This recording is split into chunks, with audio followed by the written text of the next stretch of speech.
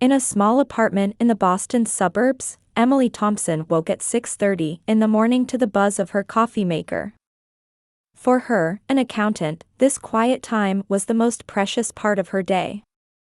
With a cup of freshly brewed coffee in hand, she reviewed the financial statements she had been working on until late the night before. The meticulous work of checking the rows of numbers for any errors suited her methodical personality perfectly. A regular routine, planned spending, and above all, not causing trouble for others. Emily took pride in the stable life she had steadily built while cherishing these values. That's exactly why her relationship with her sister Jessica had always been a constant headache. Jessica had dropped out of college after 3 years. "The classes were boring and just didn't suit me," was her reason. The $30,000 in tuition their parents had paid was never recovered, and Emily ended up shouldering the burden of the subsequent loan payments. Jessica had married after dropping out of college, but divorced 3 years later.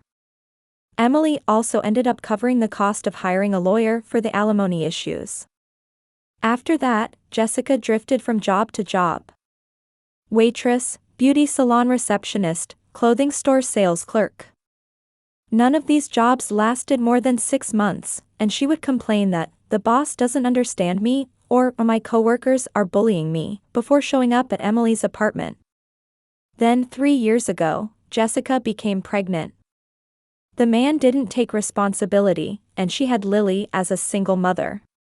The delivery costs and subsequent living expenses all ended up being subsidized by Emily. "We're sisters, aren't we? We're blood-related family." Jessica would always use these words to appeal to Emily's sympathy. Emily had initially thought it was natural to help her sister in trouble.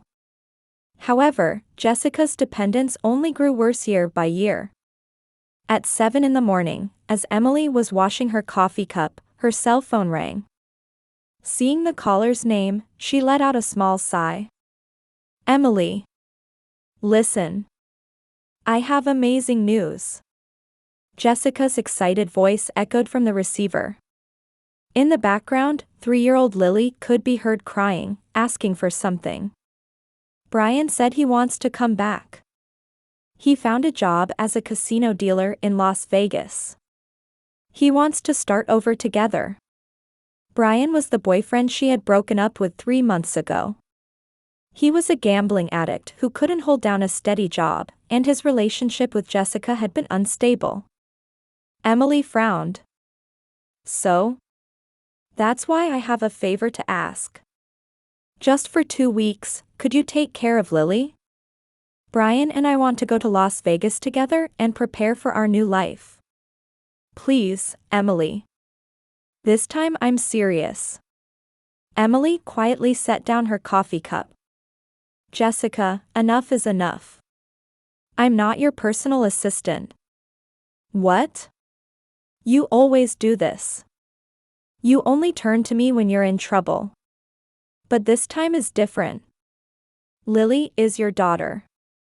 Take responsibility." On the other end of the phone, Jessica's voice suddenly turned cold. How heartless. "We're sisters, aren't we? Family, right? It's just 2 weeks. That's exactly why I'm saying this. I won't coddle you anymore. You need to solve this yourself. I can't believe this. You have no heart or compassion." Emily quietly hung up the phone. Noticing that her hands were shaking slightly, she took a deep breath. This time, she was absolutely determined not to give in. She had made up her mind. After finishing work, Emily decided to take her usual route home through Maple Park. The autumn twilight after 6 o'clock cast a soft light over the park. This park was a 10-minute walk from her apartment and provided a quiet walking path that helped heal the day's fatigue. Today especially, she couldn't get the morning's phone conversation with Jessica out of her mind, and she wanted to breathe some fresh air and sort out her feelings. Near the park entrance, under a large oak tree, was a familiar bench. As Emily approached it, an unbelievable sight met her eyes. Sitting on the bench were unmistakably Jessica and Lily. "Oh, Emily. What a coincidence to meet you here." Jessica was obviously acting. Her voice was higher than usual, and her smile was unnatural. Lily sat on her mother's lap, gripping her mother's shirt tightly with her small hands. Anxiety colored the large eyes of the 3-year-old girl.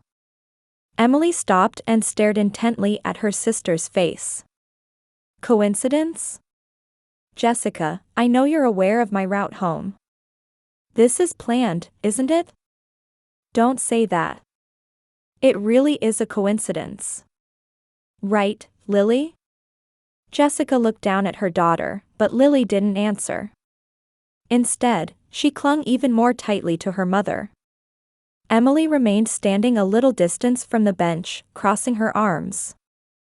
"So, what do you want?" "Actually, Brian is coming to pick me up. He contacted me saying it would take about 2 hours. So, could you just watch Lily during that time?" Big sister? The final of Big Sister was a special way of addressing Emily that Jessica had used since childhood when asking for something. However, today's Emily was different.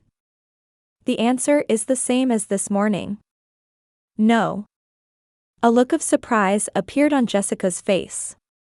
"What? But it's only 2 hours? It's not that big a deal, is it?" "It's not about whether it's a big deal or not. I have my own life. Tonight I have an important presentation to prepare for. I have materials that must be submitted to a client first thing tomorrow morning." Emily spoke calmly, but anger was welling up inside her. Jessica really only thought about herself. "Don't say such cold things. We're family, aren't we?" "Because we're family, I'm saying this.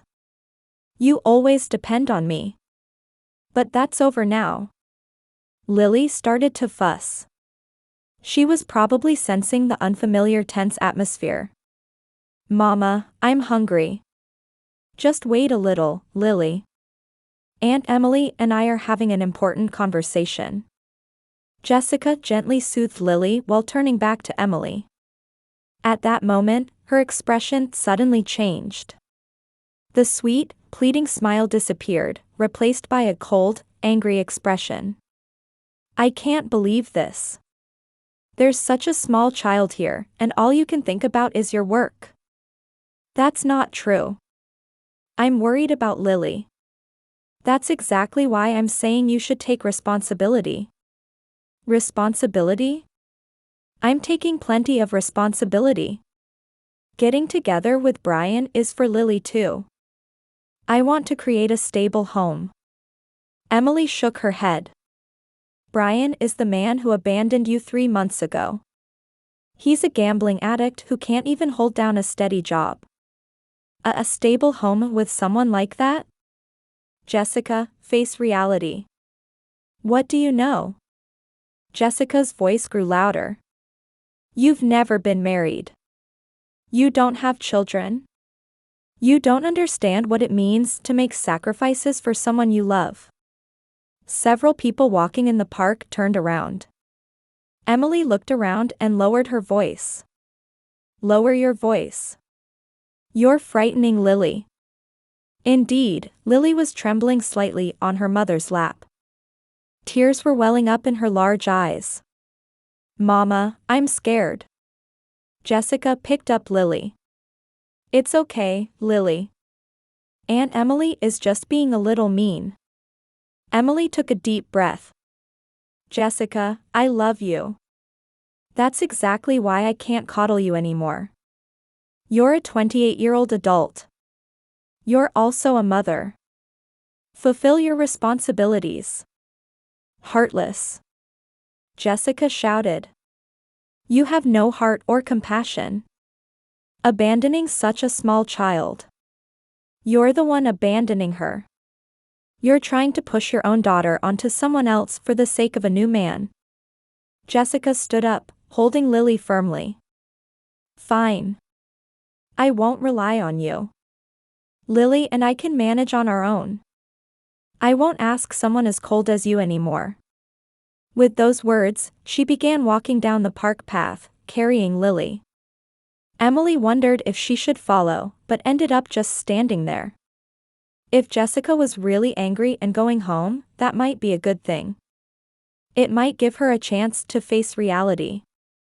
However, after about 5 minutes, Jessica came back. This time she was alone. Emily. Her tone had changed. The anger from before was gone, replaced by a troubled, pleading tone. Lily says she needs to use the bathroom. I'm going to take her to the park restroom, so could you just wait here for a moment? Just 5 minutes. Emily shook her head. No. I'm going home now. Please. Really, just 5 minutes? Jessica, my answer hasn't changed. Anger appeared on Jessica's face again. Fine. Forget it. You're the worst. With those words, she really did leave the park this time. Emily felt a slight pang in her chest, but she was determined not to give in this time. She had given in to Jessica's tears and anger so many times before, helping her out. But that had ultimately ruined her. Emily headed home. Tomorrow morning's presentation preparation was waiting. She was concerned about Jessica, but thought she would surely manage somehow. 2 weeks passed. For Emily, they were quiet and peaceful days. There was no contact from Jessica at all, and she was able to concentrate on work. The client presentation had also been successful, and new projects were progressing smoothly. Occasionally she worried about Lily, but she told herself that Jessica was surely taking responsibility and caring for her. On Friday night, Emily was organizing her household budget spread out on the kitchen table while planning her weekend at home. Managing numbers within her regular routine was a comfortable routine for her. The record of money she had lent to Jessica was also properly organized in files. Adding it all up, it came to nearly $80,000 over the past 3 years. Around 9 o'clock in the evening, there was violent pounding on the front door. Emily stood up in surprise. Visitors at this hour were extremely rare. Before opening the door, she checked outside through the peephole. Standing there was Jessica, changed beyond recognition. Her hair was dyed blonde, she wore a flashy pink tank top, and large hoop earrings. Her skin was tanned dark, clearly having just returned from vacation. However, her expression was filled with anxiety and anger. Emily.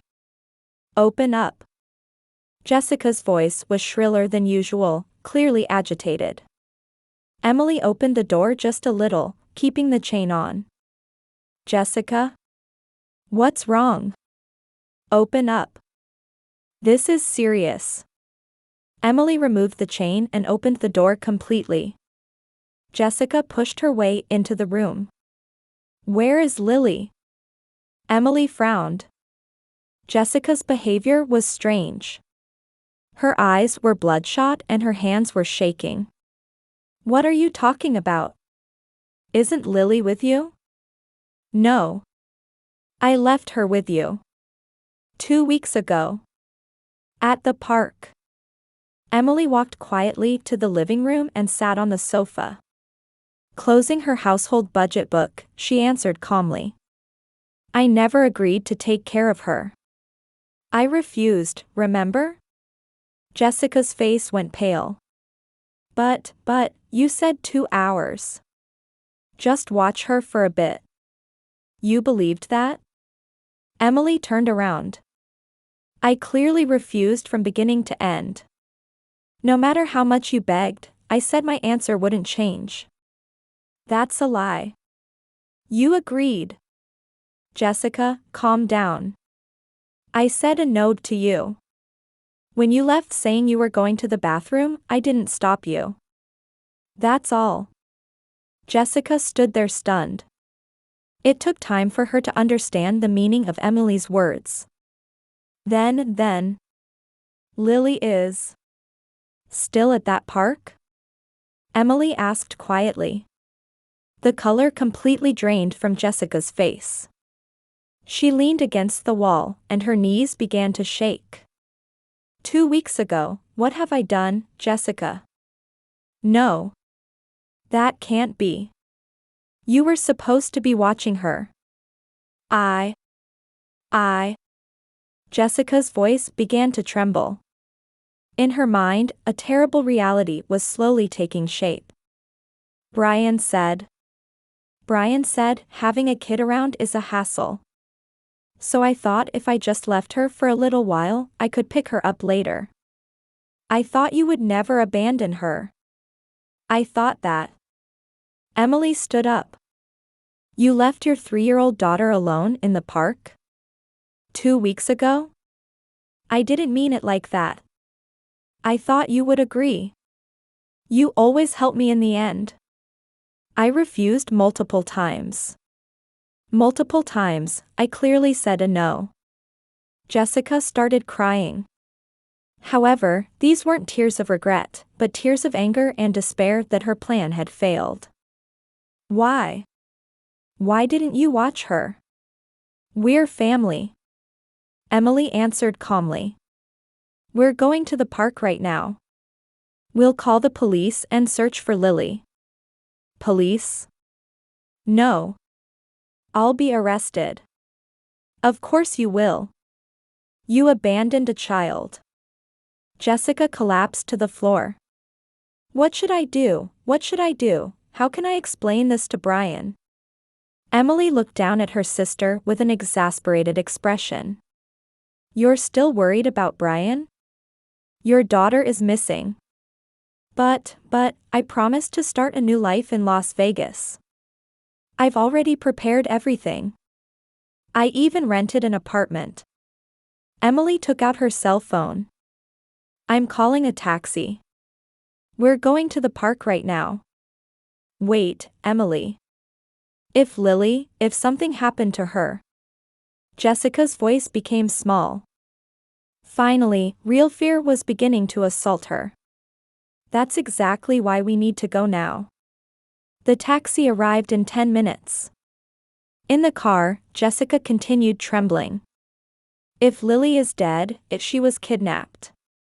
Be quiet, Emily said coldly. All we can do now is pray.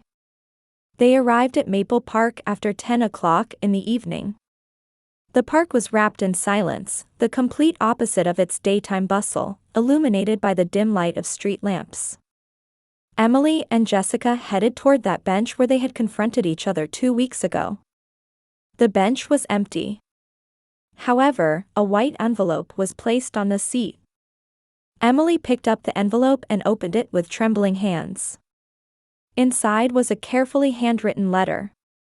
Dear family members, your child has been safely protected. This has also been reported to the police. Please be assured. Margaret Johnson. An address and phone number were written, and at the end was a small postscript. Little Lily is doing well. She waits for her mother every day.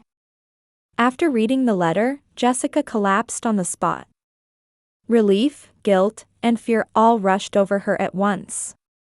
She's alive. Lily is alive. Emily sighed deeply. Thanks to a stranger's kindness, the worst-case scenario had been avoided. However, this was only the beginning. Jessica still didn't understand the gravity of the crime she had committed and the responsibilities that would follow. We're going to meet Margaret Johnson, Emily said. And we'll also contact the police. Not the police. Please. Jessica, face reality. You committed a crime. It's too late to hide it now. The two left the dark park behind. Margaret Johnson's house was about a 10-minute drive from the park in a residential neighborhood. As the taxi proceeded down the quiet street, Emily read the letter over and over again. The careful, warm handwriting conveyed the writer's character. Meanwhile, Jessica huddled in the back seat, occasionally letting out soft sobs. I wonder what kind of person Margaret is, Emily murmured. She's a stranger. A complete stranger, has Lily. Jessica's voice trembled. The taxi stopped in front of a small single-family home. The house was old but well-maintained, with colorful flowers planted in a small front yard. On the front porch was a small table with several children's picture books placed on it. Warm light leaked from the windows, and a human figure could be seen through the gaps in the curtains. Emily took a deep breath and rang the doorbell. Footsteps approached, and the door opened. A woman appeared with graying hair tied back and kind-looking eyes. Her apron gave off a homey warmth. You must be Emily Thompson. And Margaret looked at Jessica. Jessica. There was no color of reproach in Margaret's voice. However, the look she directed at Jessica contained complex emotions. Yes. We received your letter. Where is Lily? She's doing well. Please come in. The living room was clean and comfortable, with family photos decorating the walls. On the coffee table in front of the sofa, a children's puzzle was spread out. And there was a small girl absorbed in that puzzle. Lily. Jessica cried out. The 3-year-old girl looked up and stared at her mother's figure. However, she didn't immediately run over. Instead, she looked up at Margaret. Aunt Maggie, who is that person? Emily and Jessica were surprised. Lily didn't seem to recognize her mother. Margaret gently stroked Lily's head. Lily, that's your mama. Don't you remember? Lily tilted her head. Mama's hair wasn't this color. Indeed, Jessica's hair was dyed blonde. Her appearance was completely different from 2 weeks ago. Lily, it's Mama. Jessica knelt down and spread her arms. However, Lily hid behind Margaret. Margaret stood up quietly. Let's take some time. Lily is confused too. I'll make some tea, so please sit down. Emily and Jessica sat on the sofa. While Margaret headed to the kitchen, an awkward silence continued. Why is Lily avoiding me? Jessica said in a small voice. Of course she is, Emily answered calmly. You abandoned her. Margaret returned and served warm tea. Lily also came along and sat on Margaret's lap. First, let me explain the situation, Margaret began speaking quietly. 2 weeks ago in the evening, I found a small girl crying in the park. At first I thought she was lost, but no one came to pick her up even after waiting 2 hours. Jessica blushed. So I contacted the police. Lily could say her name and age, but she didn't know her address. The police said no missing person report had been filed. Missing person report? Emily looked at Jessica. I didn't file one, Jessica admitted in a small voice. Margaret continued. I worked as a preschool teacher. Even after retirement, I sometimes do community childcare support. The police know me, so I temporarily took care of Lily. And for these 2 weeks? I reported the situation to the police every day. And I took care of Lily. For the first few days, she cried constantly looking for her mama, but Margaret looked down at Lily. Now she's settled down a bit. She's had a regular routine, nutritious meals, and I've read her lots of books. Indeed, Lily looked plumper and healthier than 2 weeks ago. Her clothes were also clean, and her hair was properly combed. Every day, she waited for her mother to come pick her up, didn't you, Lily? Lily nodded. But she didn't come, she said in a small voice. Tears welled up in Jessica's eyes. Lily, I'm sorry. Mama. Mama. At that moment, the front doorbell rang. Margaret stood up. Police officers are scheduled to come. Jessica's face turned pale. Police? Yes. I was told to definitely contact them when Lily's mother returned. The door opened, and two police officers in uniform entered. One was a middle-aged man, the other a young woman. "You're Jessica Thompson," the male officer said. Jessica nodded. "We need to hear your side of the story regarding charges of child abandonment." Abandonment.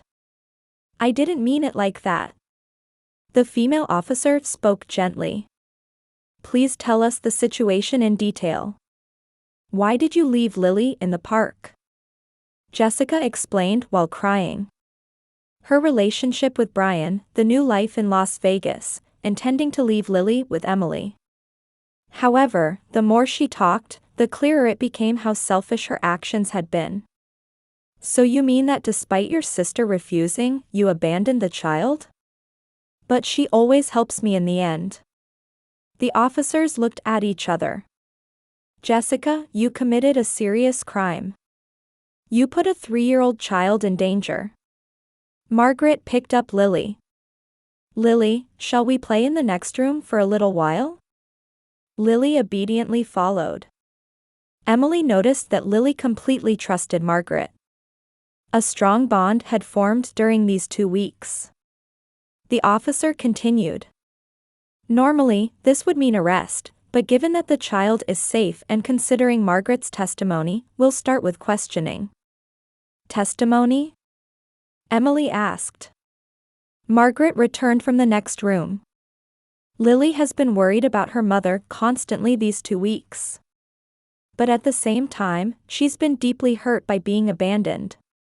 What she needs most now is a stable environment and love. Meaning? Social worker intervention is necessary. Jessica needs to relearn parental responsibility. Jessica said in a trembling voice. Are you going to take Lily away? Not exactly. But under appropriate support and supervision, you'll need to rebuild your parent-child relationship. The officers didn't handcuff Jessica. However, she was placed under probation with mandatory counseling 3 times a week, regular home visits, and supervision. That night, Lily remained at Margaret's house. Jessica cried, but Lily herself had said she wanted to stay with Aunt Maggie. On the way home, Emily thought. If she had listened to Jessica's request, this problem would have been overlooked. She never would have met Margaret, such a wonderful woman. Sometimes, saying no might be the most loving action. 3 months passed. Autumn had deepened, and the trees in Maple Park were adorned with beautiful fall colors. Emily was sitting on her usual bench on Saturday afternoon. Today was a special day. Aunt Emily. A small voice called out, and Emily turned around. Lily was running toward her. She looked plumper than before, with a healthy flush in her cheeks. Margaret was walking slowly behind her. You came again today, Margaret said with a smile. During these 3 months, Emily had been coming to see Lily every weekend. At first it was from a sense of duty, but now it had become time she truly looked forward to. Lily, what did you do today? I watered the flowers with Aunt Maggie. And then we read books. Lily spoke happily. Watching this child's smile warmed Emily's heart. For the first time, she felt genuine love for her niece. Margaret sat next to Emily. How is Jessica doing? I think she's gradually changing, Emily answered. Since that night, Jessica had been under probation. Mandatory counseling 3 times a week, regular social worker home visits, and family therapy once a month. At first she complained that it was unreasonable, but gradually she began to reflect on her actions. Contact from Brian had completely ceased after that night. After a final message saying women with kids are troublesome, he disappeared. Jessica was initially depressed, but through counseling, she began to understand how unhealthy her relationship with him had been. She's working as a waitress at a local restaurant now. For the first time, she's earning her living expenses with her own strength. That's wonderful, Margaret said gently. Lily is also beginning to understand that her mama is working hard. Indeed, the mother-daughter relationship was gradually being repaired. The weekly visits had been awkward at first, but recently they had been able to have natural conversations. Jessica had also stopped her previously flashy appearance, coming to see her daughter in calm clothing. Margaret looked into the distance and said, "I've seen many children, but when I protected Lily, I didn't think it would require this much courage." Courage? Yes. It's easy to turn a blind eye. But if I had left this child alone, something even worse might have happened. Thinking that, I couldn't help but act. Do you have any regrets? None at all. Having this child smile is the greatest reward. Lily was chasing butterflies, playing a little distance away. Watching her innocent figure, Emily thought. If she had listened to Jessica's requests that night, this beautiful encounter wouldn't have happened. She wouldn't have met someone like Margaret, and wouldn't have known Lily's true smile. Family isn't just about blood relations, Emily murmured. That's right. Responsible actions, and unconditional love. Those might be the true proof of family. At that moment, Jessica walked from the park entrance. Today was family counseling day. Unlike her previously flashy clothes, she wore simple jeans and a sweater. Her expression also seemed more mature, different from her previous spoiled demeanor. "Lily, it's Mama." Lily ran over and took Jessica's hand. Every time Emily saw this scene, she felt complicated emotions. But today was different. She found a seriousness in Jessica's eyes that hadn't been there before. On the way to the counseling center, Jessica said quietly, "Emily, thank you for refusing my request that time." Emily was surprised. "If you had agreed, I wouldn't have learned anything. Not the gravity of putting Lily in danger, not the meaning of responsibility, nothing." Jessica. "I was dependent. I relied too much on my sister's indulgence. But now it's different. I want to stand on my own feet and protect Lily." In the counseling room, the therapist asked the three of them, "What do you think true family bonds are?" Emily answered, "Helping and spoiling are different things. Sometimes saying no becomes the most loving action." Jessica continued, "And responsible actions are more important than blood relations." Lily said in a small voice, "Everyone smiling is the best." The three joined hands. It was the beginning of a new family. The start of a relationship bound by true bonds, transcending the framework of blood relations.